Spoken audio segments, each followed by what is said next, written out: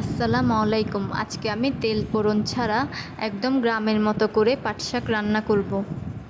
এর জন্য আমি পাট শাক নিয়েছি। এখন আমি শাকগুলোকে কেটে ভালো করে ধুয়ে নিব।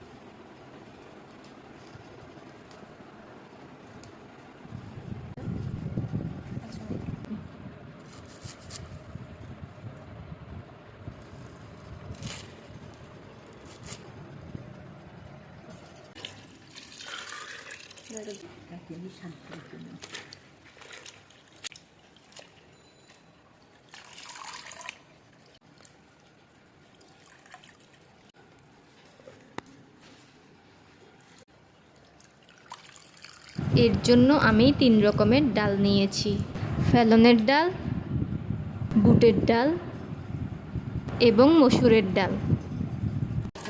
এবার আমি ডালগুলোকে আলাদা আলাদা করে ধুয়ে নিব। এবার আমি পেঁয়াজ কুচি, রসুন কুচি, কাঁচামরিচ, লবণ, হলুদ গুঁড়ো, লাল মরিচ গুঁড়ো, ধনে গুঁড়ো এবং জিরে গুঁড়ো নিয়েছি। এখন আমি পাত্রে সবার আগে ফেলনের ডাল এবং তার সাথে একে একে সবগুলো মশলা দিয়ে দিব।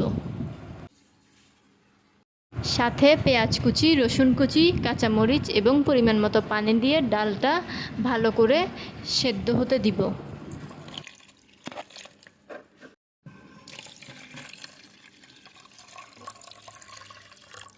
ডালটা 7-8 মিনিট সেদ্ধ হওয়ার পর বুটের ডালগুলো দিয়ে দিব।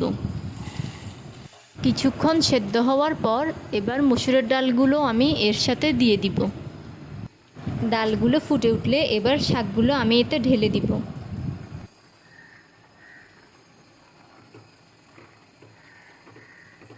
বেশ খানিকক্ষণ নেড়েচেড়ে সেদ্ধ হয়ে গেলে নামিয়ে নিব।